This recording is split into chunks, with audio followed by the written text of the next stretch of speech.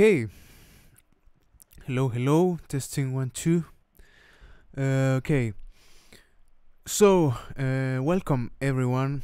This is a new hour of the day in which I'm going to try to make it a little bit more stable. I'm thinking on doing more of those streams that you're already accustomed to. So I'm going to kind of like leave out a little bit of an hour from today until Friday. I'm hoping to make about 4 days of streams, 2 of each language really. So maybe we can, little by little, become a little more accustomed to practicing all of this every day, especially for me, trying to get a little bit more into this Q&A thing and trying to answer most of your questions that I still think I have to sleep. I mean sleeping, sleep most of them. Sleep past most of them.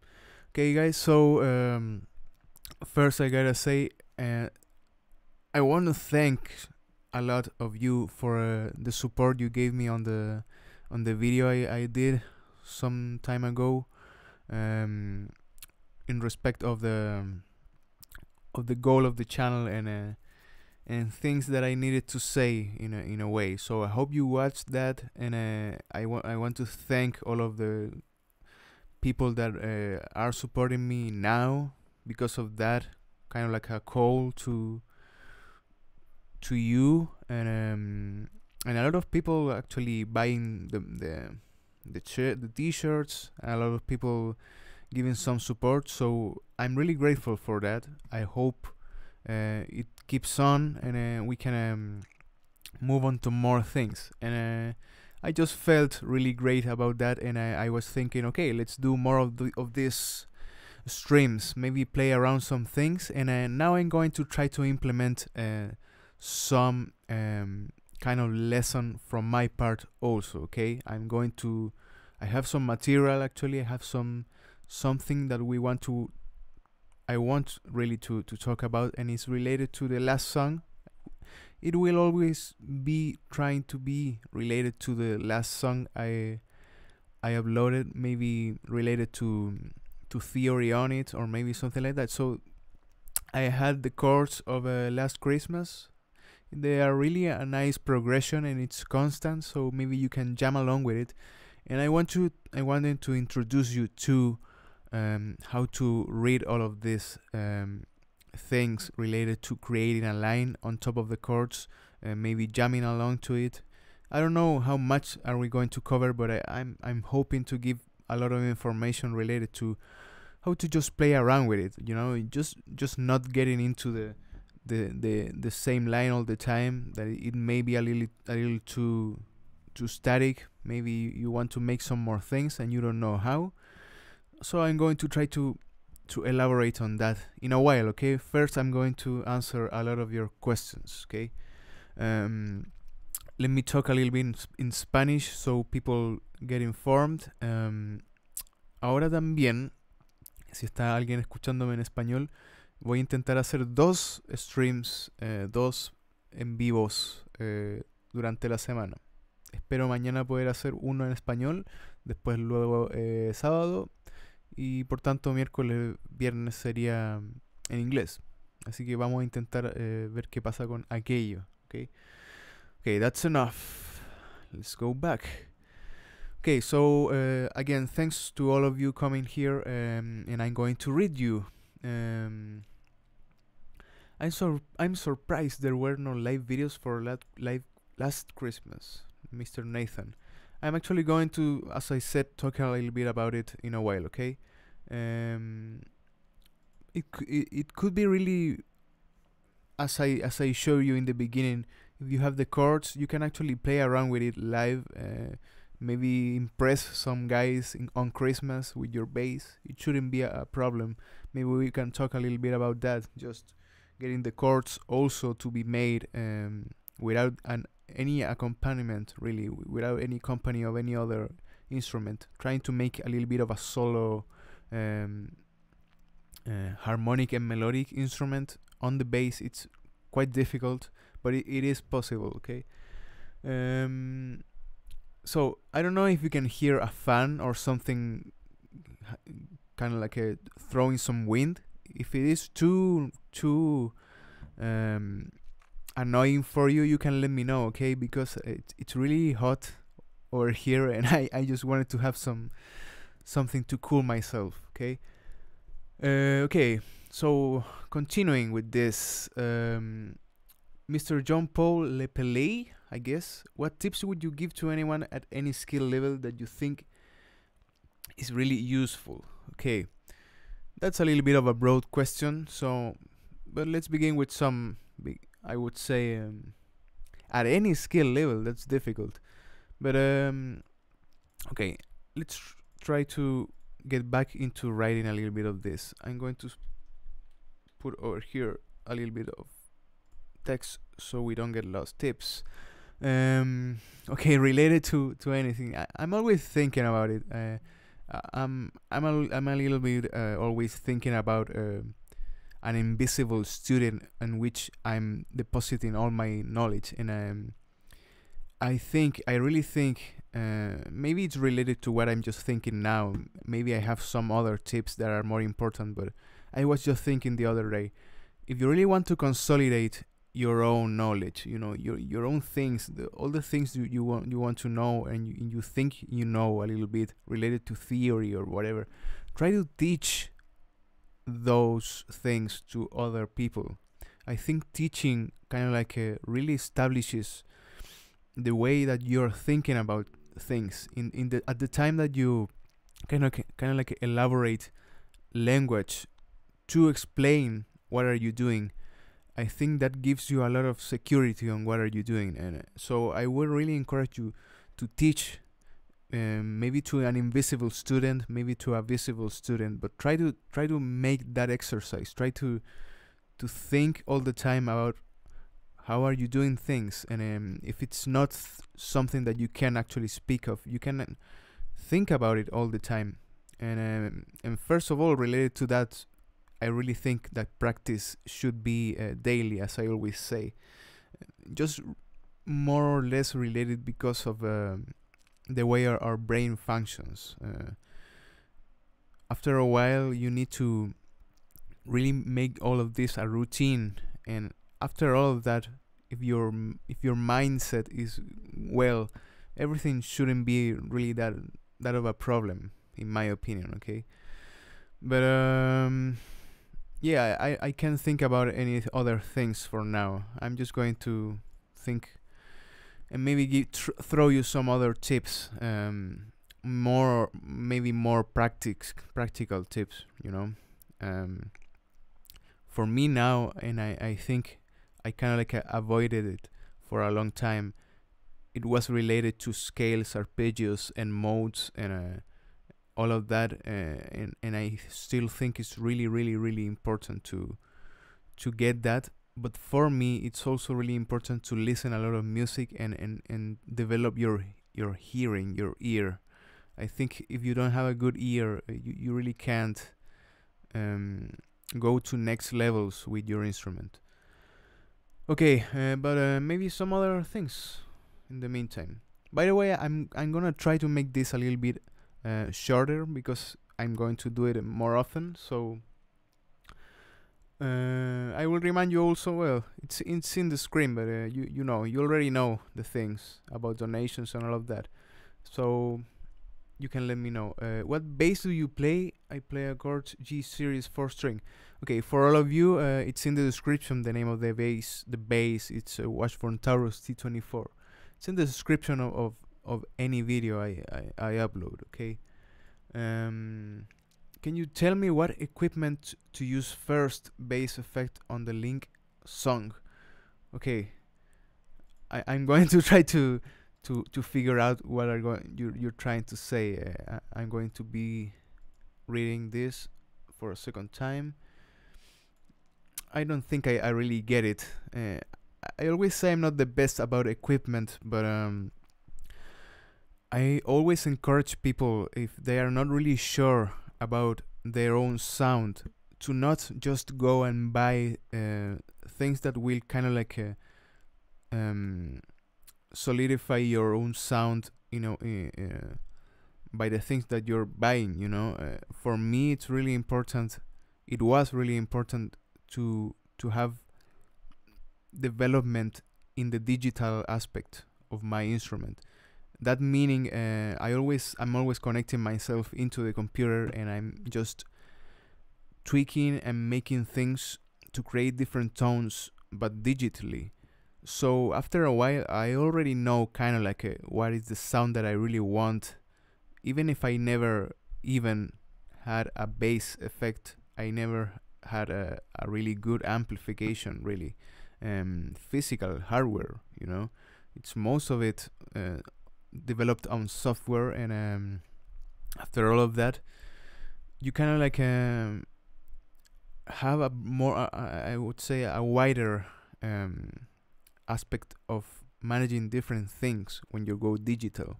And I really like that, because you can also develop a lot related to audio mixing, that many people don't understand what is the real importance on music and on the tone of an instrument. It really comes related to knowing how to shape your audio, how to mix, master, and all of that. I was just thinking the other day, maybe I'm going to make kind of like a mixing stream. I don't know, what do you think about that? Okay. Have you ever heard Foo Fighters' last album? I don't think I have, actually. I gotta be honest, I prefer the old and more classic things related to Foo Fighters. I don't think the last things are that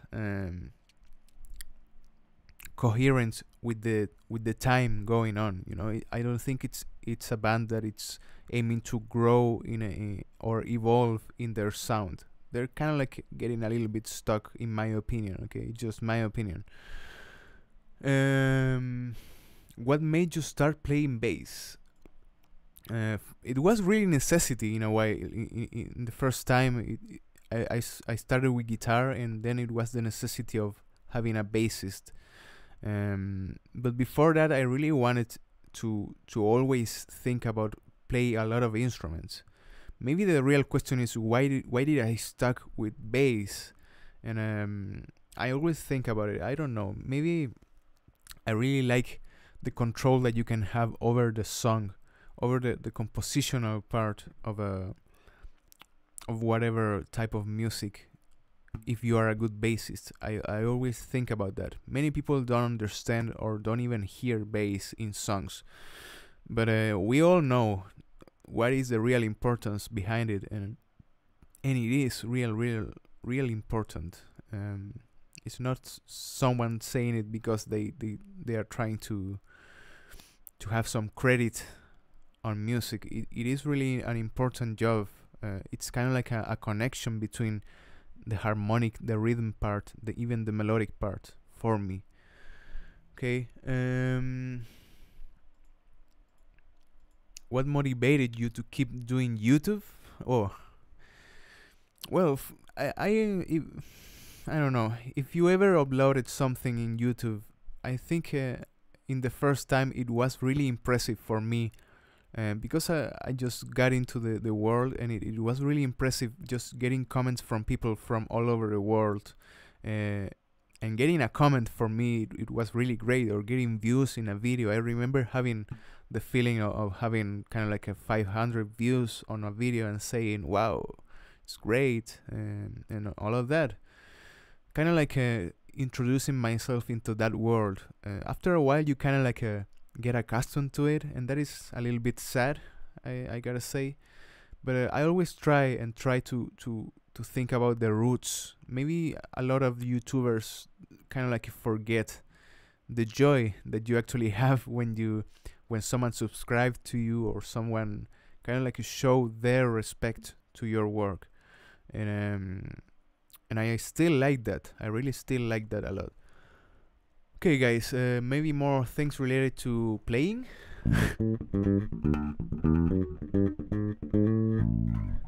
Someone said something about how to cook a ham. Well, I don't know, man. Someone said something about slap, and I'm just going to repeat myself a little bit. Maybe trying to throw out some other things, and then maybe we're going to go into what I have prepared. Okay, something related to slap, probably. Let's do that.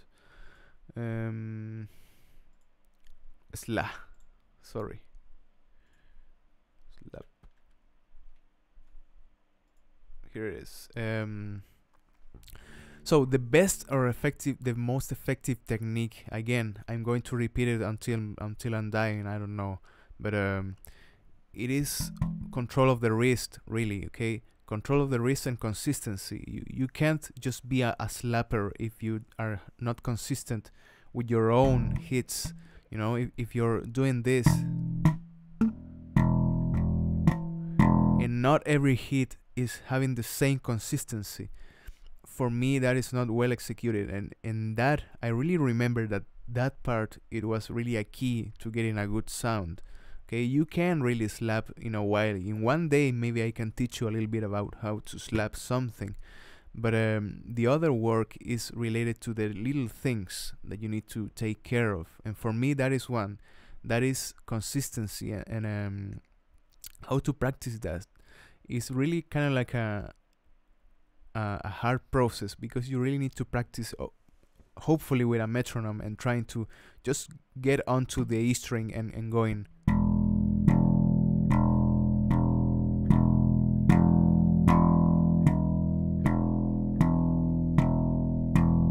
So accuracy and consistency will be really different approaches to really get the sound that you need to get. Especially when you're trying to move out of the E string and maybe doing something like a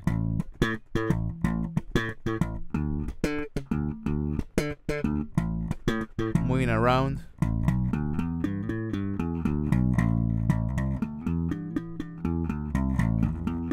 Even in the G string.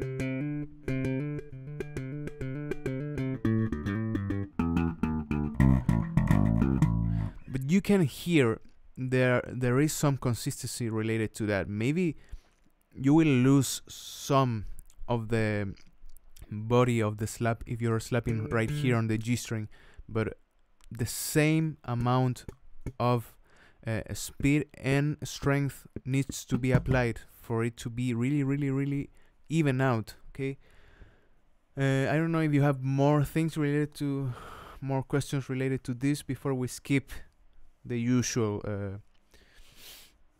thing related to slap.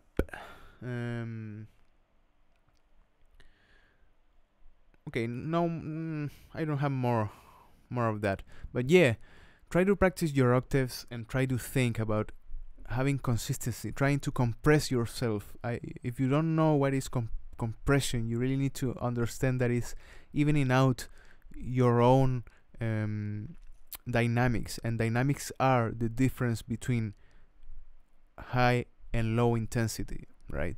So especially for the difference between slap and popping, okay, usually your popping will be a lot more noisy than your slap, and you need to figure out how to make all of that even. Okay, for me, again, really important is to get the sound, the real sound that you want to get. The sound is really important for me. Okay.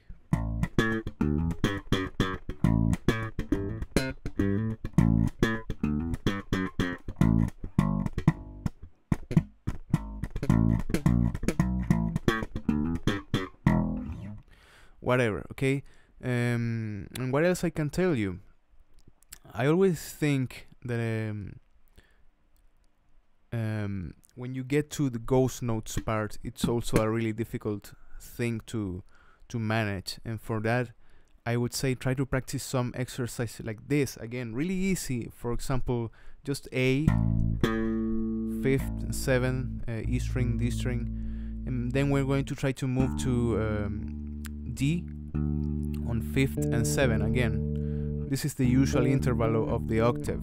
Again, always remember all of that related to intervals and how they are represented on bass. And then maybe try to do something like this. We're going to play a slap pop, then a slap pop in ghost notes. Remember that ghost notes, you need to just place your hand and mute the strings without pressing onto it. So you have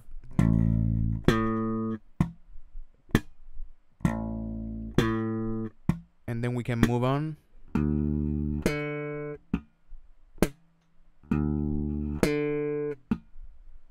And then we can repeat.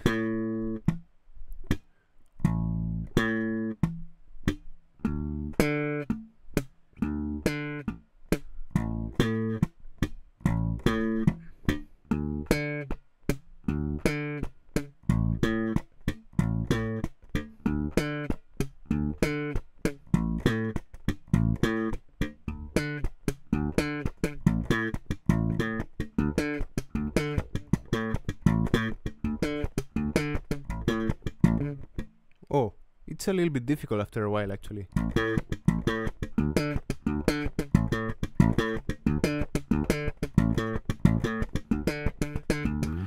And when you're going to get into more speed, you will notice if you practice just ghost notes isolated, just ghost notes all the time, it will not be really in context. So ghost notes are always applied into common notes, maybe behind them, after them, but it's always one after another. But you will understand that many people use ghost notes, and it's kind of like a common thing. It's better for your timing and your rhythm to apply a lot of ghost notes, because your movement will always be like this. And then you just need to select which note is going to be pitch and which is not.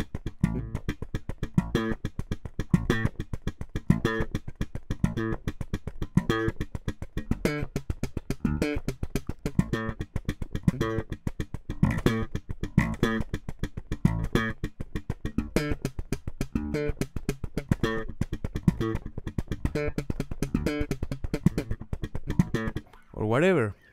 Getting into that feel, the feel, kind of like the feel when you're strumming a guitar or something like that. You maintain an even out rhythm, and that is also a good aim into getting better rhythm, is trying to apply even out movements.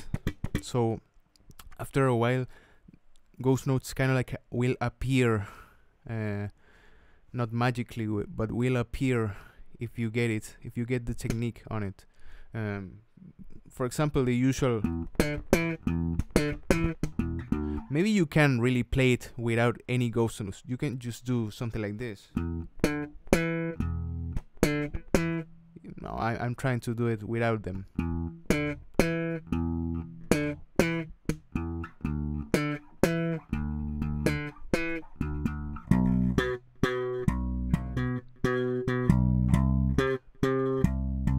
It's not the same, right? And it's not the same because you're kind of like getting too stuck into the rhythm of the notes, but not the feel of the groove itself. So, and then you have that, and that will help you to get more things. You're always kind of like thinking about a slap and pop, like when you're drumming and you're playing with left and right. They are kind of like inseparable in a way, right? You need to juggle with that, to create different rhythms with that. So, and that, and then I'm selecting the notes. That is a really groovy part for me in slap, okay? Having a lot of that.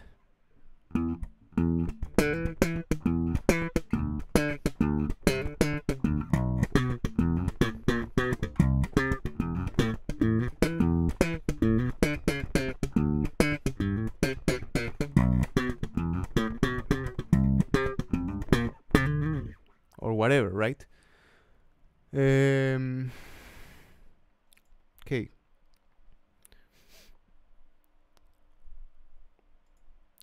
let's see more questions.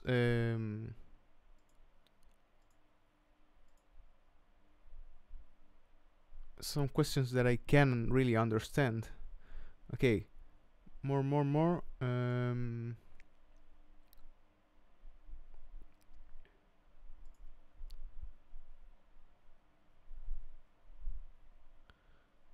Okay, Horizon of the Xenoc, no sé qué. No sé qué te sucede, pero si seguís comentando, ya me voy a chatear. Mañana son los streams en español, por si acaso. Y no soy weón, soy cualquier otra wea menos weón. Culeado. Okay. Do you recommend? You don't even know how what are the things I'm saying. Sorry. Do you recommend the finger technique? Really, it's kind of like the standard technique, I would say. I would recommend to try to play with a pick also, and try to think about other types of techniques to be applied, really. Okay.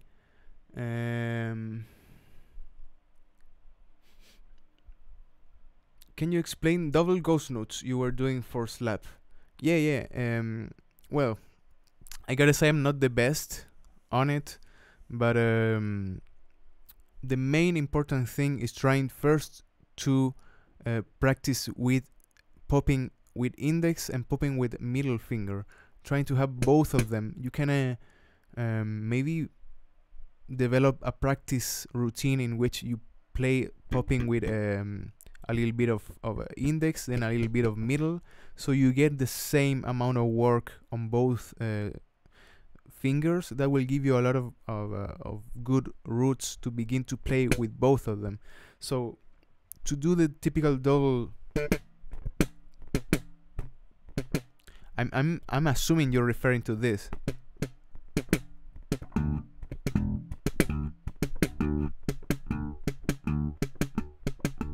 So for that, you just need to go index middle and try to make it in the same string. So the difficult part will be trying to get that in rhythm. And I remember having a lot of practice with a metronome and trying to have this kind of like the usual gallop, pom ta ta ta ta in whatever part really.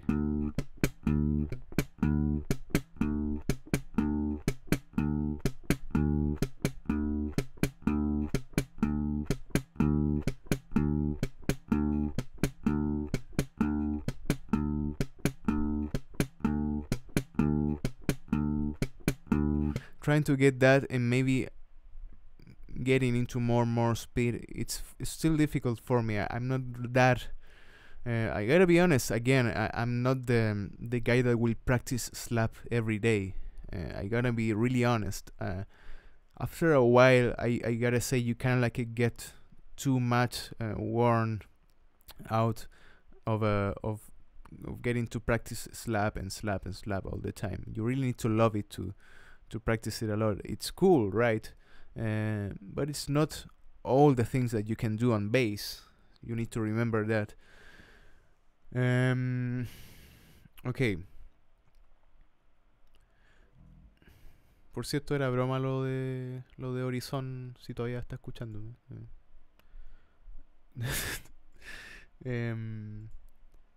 Okay. I'm going to go with my part of the lesson. Okay.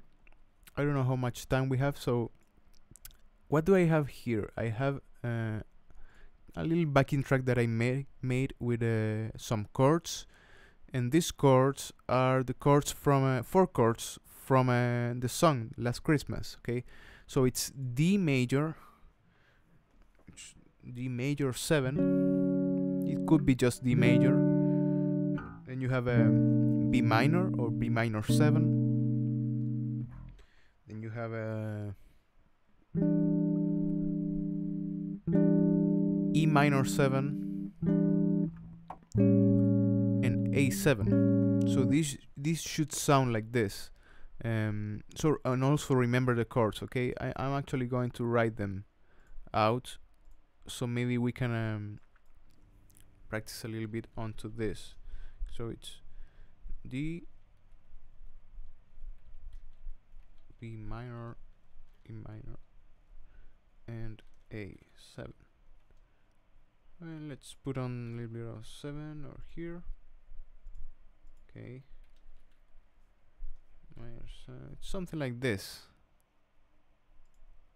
Okay, so those are the chords that you have on top of this. So I'm just going to make that as an example on how to approach the line, you know, the line of the 4 chords, and how to create things from your root, you know, from the most basic thing that you can do onto what you can really imply with scales, with different chord tones, with different passing notes, and many other things. So this is the backing track. Let's see. It's just something that I really made really fast, but it's the chords, just the chords. Then it goes E minor, right?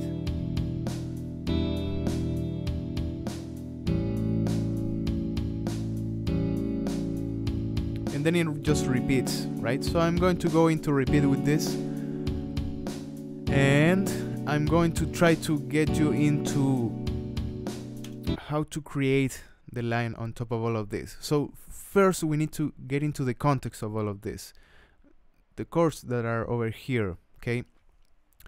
So we are in D major, okay? How do we understand that first? How do we understand the key? First of all, and most important, try to get into the circle of fifths. If you haven't, just Google out the typical image and try to go into it. D major has F and C sharp to create the same amount of intervals that you need to create a major scale. So the usual C, D, E, F, G, A, B, C of major scale, now you have it from D to D. And for that model to be completed, you need to add F sharp and C sharp. F sharp, C sharp. It's the same model that you can actually copy over here. If you're not really familiar with the usual major scale, second or first position, it's like this: C, D, E, F, G, A, B, C. So that model you can copy wherever part you want. So from that, how do I know it's the key first? Usually you begin with your first chord will be implied to be most of the time, not all the related to the first chord of the key. Then you will have different kind of like a different approach into the grades that you need to understand. So from each of these notes we construct the chords, okay? I don't know, am I kind of like going a little bit out of a signal? I think I am. Okay, sorry. I think now we are kind of like back into it. But yeah, see, D major. On top of all of those notes, you create chords, and that is the usual way to understand that. So the first grade of the D is a D major 7. Okay, you can construct chords on top of it. I'm not going to go that into the aspect of it, and we're just going to center on the chords, how to play over the chords for now. So the first and most maybe boring way would be just to try to play on the tonic of each chord. That would be the name or the caps lock letter that you have in the beginning of each chord, right? So it's D major, B, A, I mean E, A, right?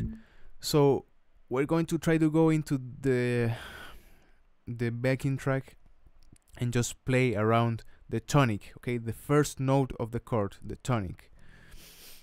So to see how it sounds, okay, it's you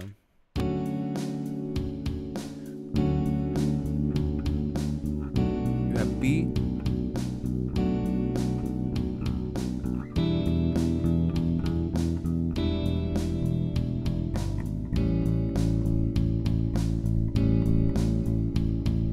and that's it, right? For that information, you already need to know some things. First, trying to get to understand what are the notes on your fretboard, and for that you really need to begin trying to understand what is the name of the open strings, and then trying to figure out what are the notes on this space, maybe the dotted spaces, trying to understand that notes, open strings will repeat over here in the 12th fret. All of that guides into getting to understand where do you have a D. How do I get to that conclusion? What do I do in my mind? After a while you will just know that here's a D, but in the beginning you will maybe get a little bit confused. So try to go into what you know. Hopefully you will know by now that you have E, A, D, and G open strings. So from that construction, and from knowing that you have each fret has a division of semitones, right? And two of them will create a whole tone. With that knowledge, you already can reach into whatever note. Maybe not fast, but you can reach into it. So let's assume that you have made a little bit of homework and you know a little bit of the names of the note and the positions that they have. For example, here we have a typical D, and it's the open relation. It's the same note, it's the same pitch as the open D that you have over here. Okay, you can actually play this mostly with only open strings, with the exception of B. B you don't have in open strings, but you could actually just play this like this.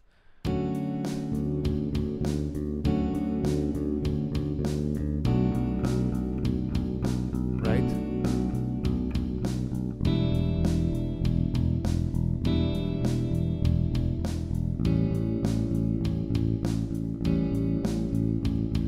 So you can apply a lot of open strings into all of that, and that is really important to not forget your open strings while you're working on all of that. Okay, so back into it. You have a D over here, you have an open D. If you know the interval of octave, you already know here's a D also, right? If you're trying to find the same sound over here, here it is. Here you have another D. It's the same D as this, same as open string. Octave over here. Then you know from 12 to on that will be repeated. All the 12 frets that you have over here will be repeated. So that means that here you have another D, as I said, because this should be the open string. Here you have another D, because it's the repetition of this, right? And eventually you will have other D over here, and finally over here. So you have a lot of D's to go into it, and the same applies for all the other notes. B, then a E,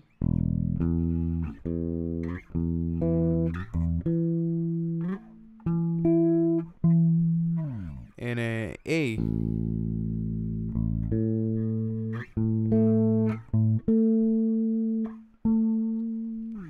You have a lot of notes that you need to begin to understand the root of it. The root is because it's the first note of the chord. Again, to construct a major chord, remember, you need to create first a major third, then a minor third, and the opposite for a minor chord.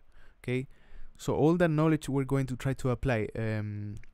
Now we're going to try to play again all of this exercise, but trying to find the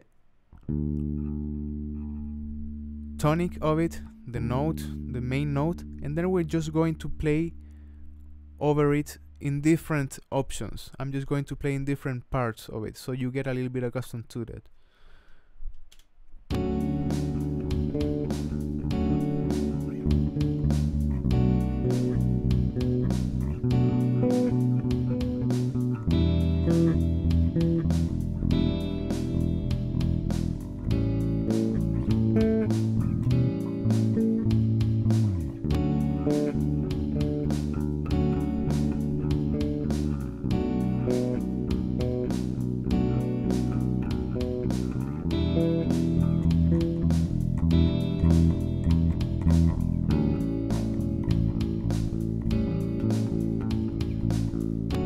You have a lot of options just getting into that note, right?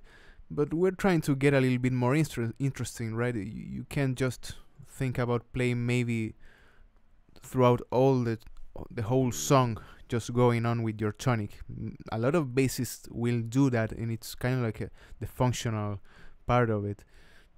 Just going into the support, that maybe some songs really need just that, maybe just all of that, and nothing more than that. Okay. Okay. Oh, I got a little frightened with some comments. Thanks, Vincent Brannigan, for your words. Thanks.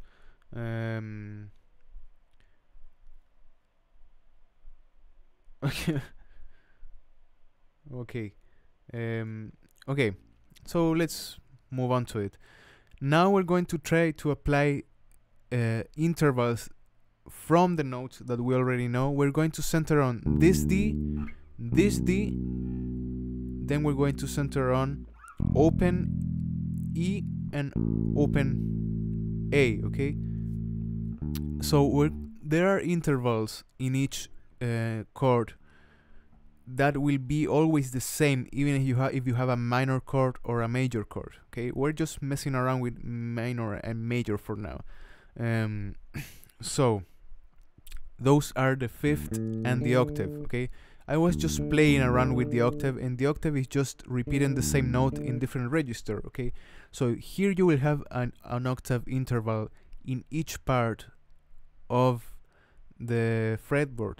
Octave over here, here, here, in whatever part. If you're maintaining the same model, you will have always an octave, and with that you can also construct a lot of lines that just have really playing with their octaves and nothing more. You can play around with it to create kind of like the usual disco groove.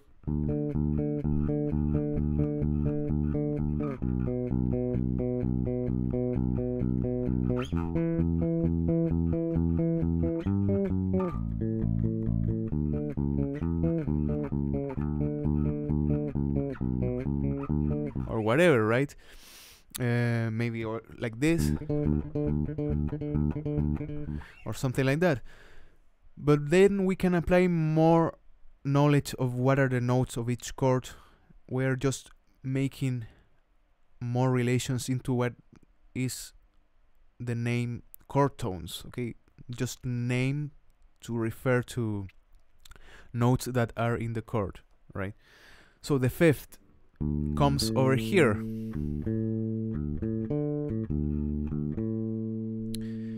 Or again, this knowledge you can apply to whatever chord, minor or major, that you have, not diminished and not augmented. Okay, because then the fifth will change. But in most of the major and minor chords, all of the major and minor chords, you can put on the fifth with no problem. The fifth is located right next to the octave over here. So you have tonic over here, fifth over here, in every part.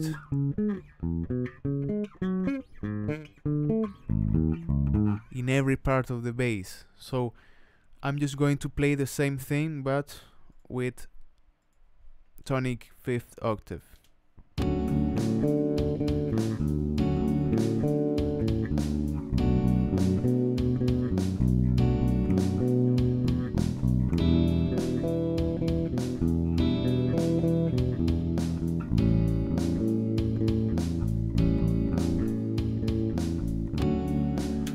So that's it. It already sounds kind of like good for the song, right? Maybe you don't need to do much, but we are going to try to make more knowledge kind of like thrown into all of this, so you don't get bored most of the time, or so you support more into the melodic part. Okay, we're just supporting the harmony now, but what happens if we want to create something that also can be sung, also can be a melody?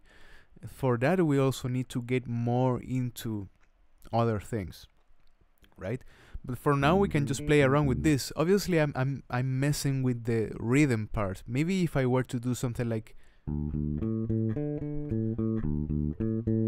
all the time, it shouldn't be really interesting, but I can play with octave 5th tonic and create different rhythms that may be interesting to accompany, to create accompany all of this backing track, and it may sound great just like that.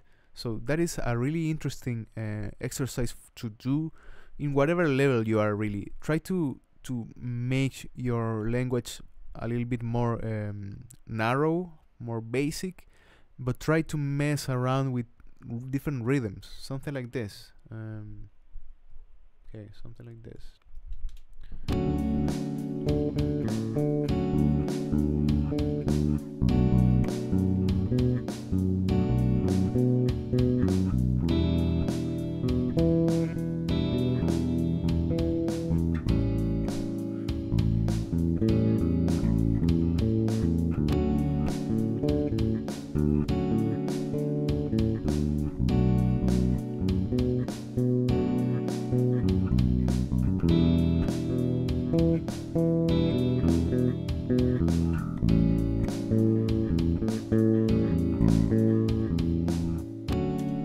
And I'm just thinking about rhythm, but then I can maybe apply techniques, different techniques. Now you can really apply a lot of techniques if you're just messing with this. Maybe not a lot of hammer-ons or all other things. But again, if you throw some slap into this, it may sound good. I don't know.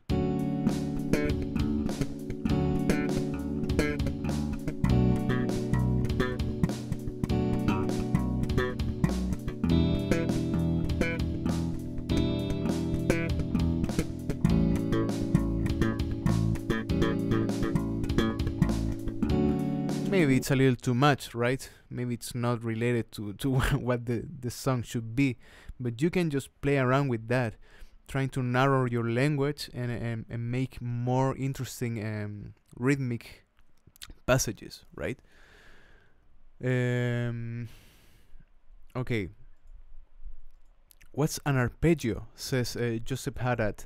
An arpeggio is just playing the notes of the chords separately, okay, not at the same time. When you play a chord, you play this 3 notes at the same time to create the D major 7. It should be 4, but I'm just missing the 5th. And playing in a way of arpeggio is just playing one at a time. It could be tying them up all together, or it could be in this form, just.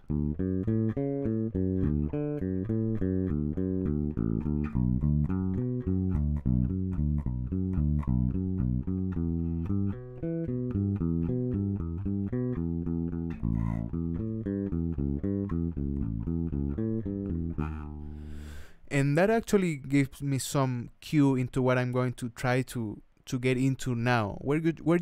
For now we're just going to talk a little bit about tonic 5th octave and 3rds, okay, maybe 7th, to get the whole aspect of chord tones that you can apply.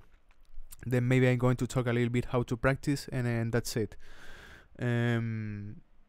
Okay. What else? Okay, so we were just playing with and trying to make it a good line with just tonic fifth.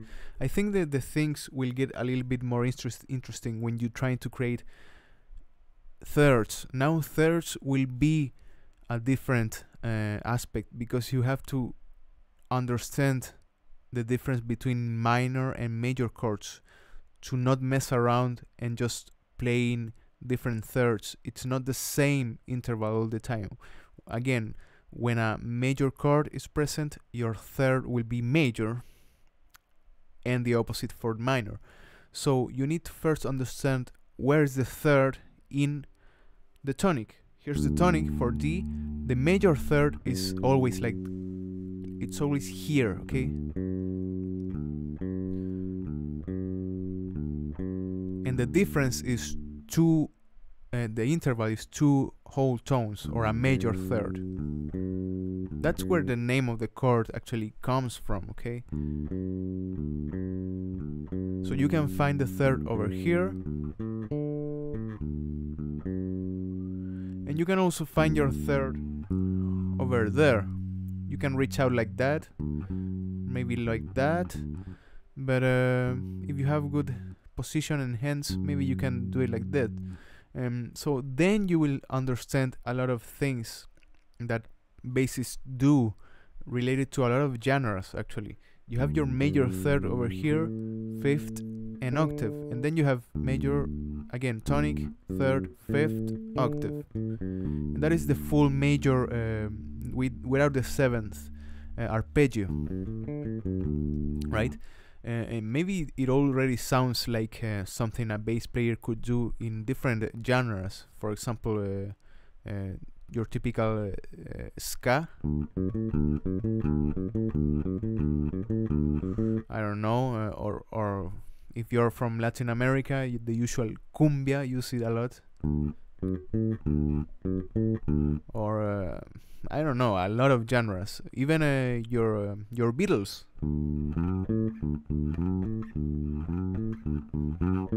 The usual movement going on with the major third over here, right?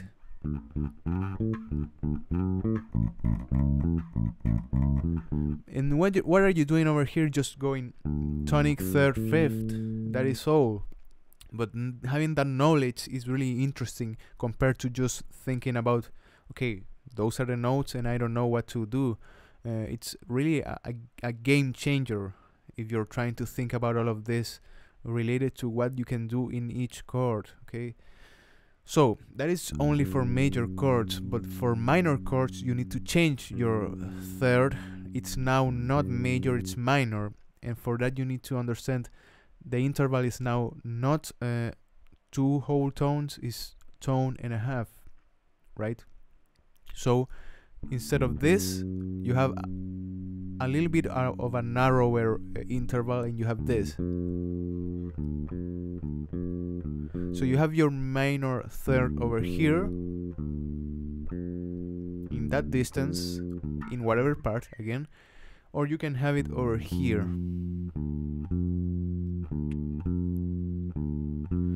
I guess the most common way of getting into the minor third will be like this, to complete the fifth. Tonic, third, minor third, fifth, octave. Or you can do it over here also. A little bit too stretchy, you can do it over here. Okay. For now, I'm just going to leave it out a little bit of a touch of different knowledge, but the most important thing would be trying to create arpeggios from index, from a finger 2 or middle, and from little finger, or something like that, depending on what is the chord. Okay, so now major third, minor third. Now we're going to try to put to isolate just tonic and third, and we're just going to play the backing track into this. So D major should be like this with the major third, right? Then we're going to play B minor, so minor should be with the tonic over here, and maybe we can have our minor third over here or over here. I'm just going to play it over here. Then you have your E minor. Again, we're just going to figure out where's the minor third that we need. And then A major. It's A7, but it's major, okay? When it doesn't have any relation to a little M or something like that, it's always major, okay? So we're just going to play the thing.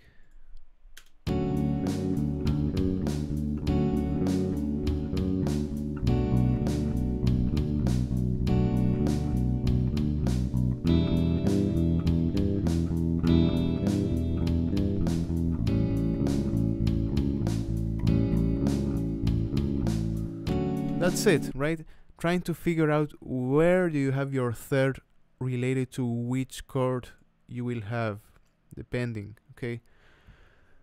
I hope you're trying to understand me now. I think if you try to deposit all of this in whatever chord that you see, you will begin to understand that first you will have knowledge of where your tonic should be, then your third, then your fifth, then your octave, and mess around with all of that will give you a lot of different options. So now I'm going to try to play with all the different options, okay? Tonic, third, fifth, and octave, right? Okay, here it goes.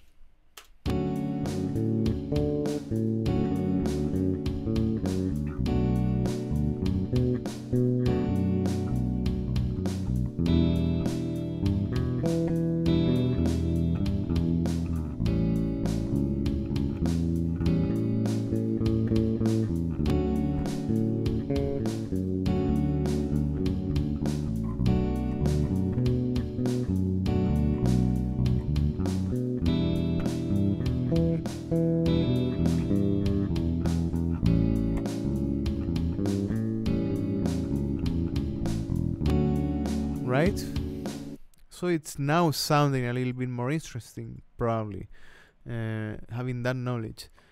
Now you can begin to think about maybe trying to locate what should be your seventh, and that is, I'm just going to talk a little bit about that and then we're done with this. I don't want to make a lot of information in one thing. Because we need to go over this all over again with different examples, going all over it. For me, someone at the beginning asked what is the most important, or one of the most important tips. For me is this: knowing what to do in each chord. For popular music and bass, it is really important. First, knowing what to do in different chords, knowing what to do in different scales, knowing what to do, and not getting lost on the different possibilities that you will have on whatever chord, right?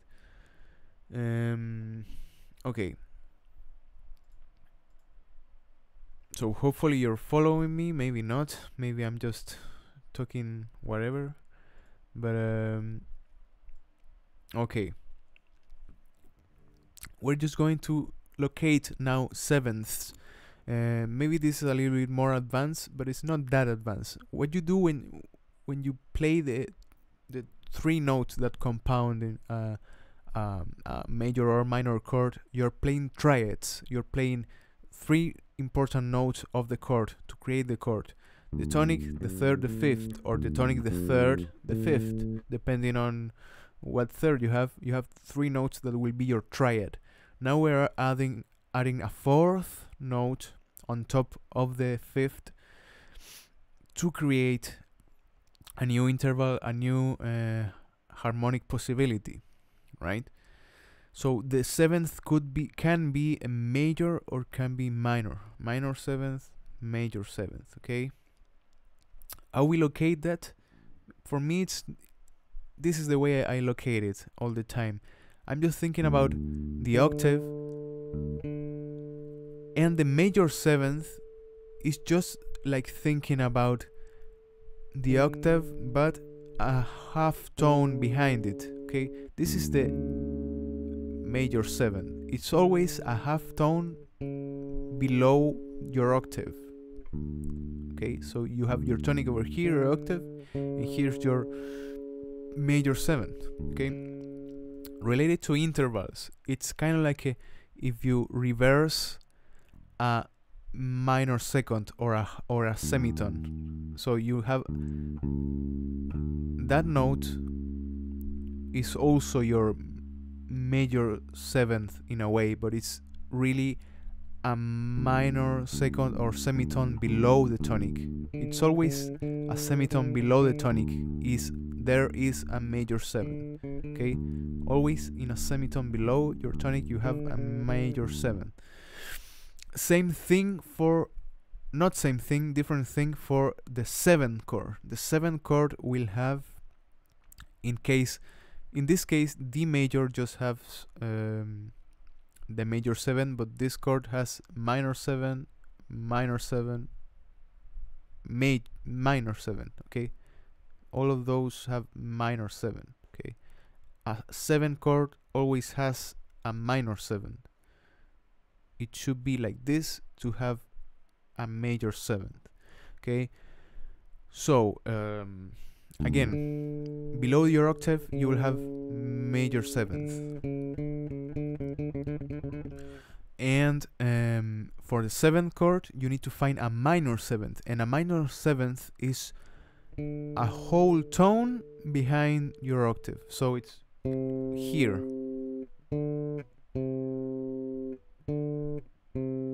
or here. So it's a whole tone behind your tonic or your octave. So now we're going to try to make a D major 7 and a D7 to notice the difference. So first we have, for the D major 7 you have tonic, of course, then you have major 3rd to create it major. You develop now your 5th, and now we're going to play the major 7th, that is just below the octave. So it's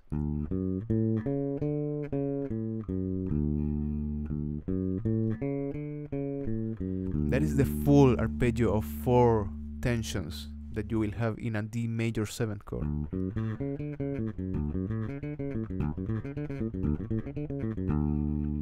And for the 7th,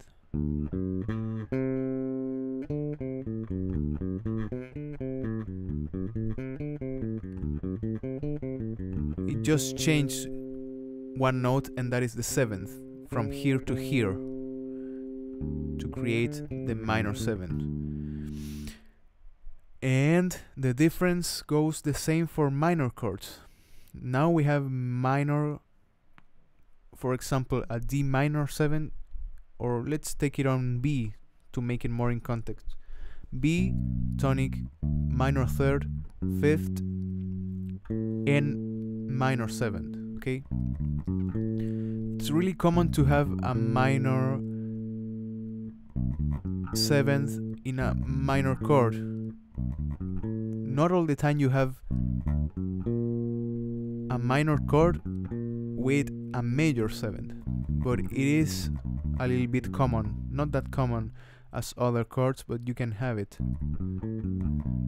So now we're going to practice the whole arpeggio of the 4 chords: D major, 3rd, 5th, major 7 for D major 7. For B minor, tonic, minor 3rd, 5th, minor 7th. For E minor, the same pattern for B minor. So it's tonic, minor 3rd, 5th, minor 7th. And finally for A7, tonic, 3rd, 5th, and minor 7. Okay, so now we can play around it. I'm just going to play the arpeggios up and down.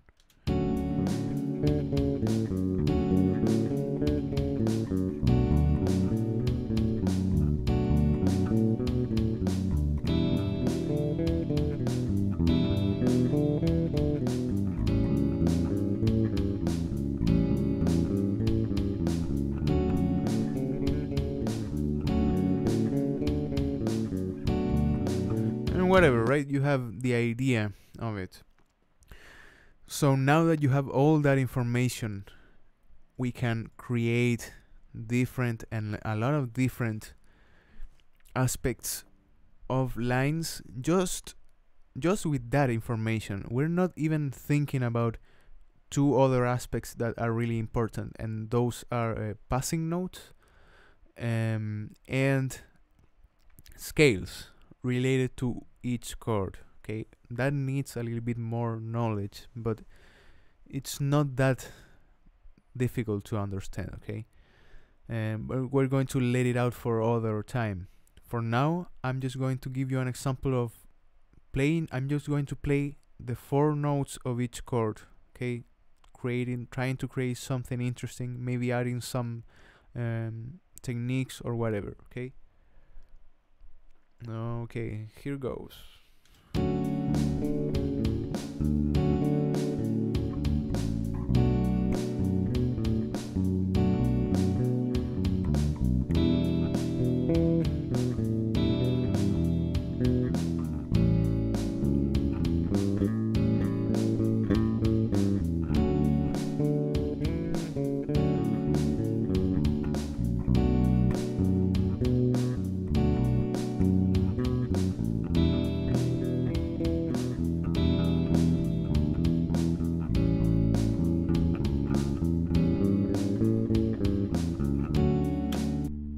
That's it, right?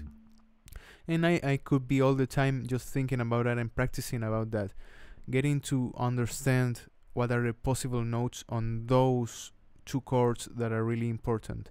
You have 3 chords that are important over here, and really important for whatever type of popular music, and that is the major 7 chord, the minor 7 chord, and the 7th chord. So that is why I used it as an example to get a lot of information on it. But now I think that is all related to all of this. Maybe I extended too much, but it is really important, and I'm going to repeat it so you understand. Okay, someone is throwing me some chords.Maybe some guitarist said to me, okay, I'm playing A, now I'm playing B minor 7, then I'm playing whatever other chord, and now I know what can I play on my instrument. I'm not just going to stick out with what I know by ear. That is a thing that you can do. It's no problem with that. But now you will have more information to just throw it out and to create more interesting things. Okay, and you will appreciate that in different bassists. Most of the bassists that are really well known, or that they have kind of like a good reputation, I'm really sure of that they know when they're playing the tonic, when they're playing the 5th, the octave, the 3rd. Okay, they know it because that gives you a shape on your lines that is quite different to just playing your main notes, right? Your tonic, 5th, octave. The use of the 3rd is always more tricky because you need to understand when it's coming to be minor or major, and the same with the 7th. But having that, getting into it, that I think will change a lot of your game. Okay, guys. So that was kind of like the class for today, the lesson that I wanted to give you. I'm just going to try to each time that I upload something, I'm just going to try to have an exercise related to the song, so maybe we can work on that. Okay, it will have more relation because you will have a lot of work to do related to the song that I'm uploading, right? So that's it. you can let me know if you want more of this. Of course, probably not. Probably I'm just boring you because you want to just learn how to play good first, and I understand that. Okay, I'm just going to go back into reading some questions probably tomorrow and the day after tomorrow and that. Okay. I'm not going to make this all the lessons. I also want to hear about you. Okay, so don't worry about it.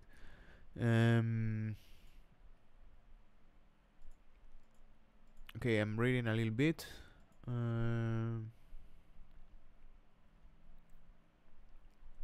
Okay, I have some pending questions that I'm going to just answer in another stream. Okay, guys, I have some pending questions from patrons actually that I need to develop.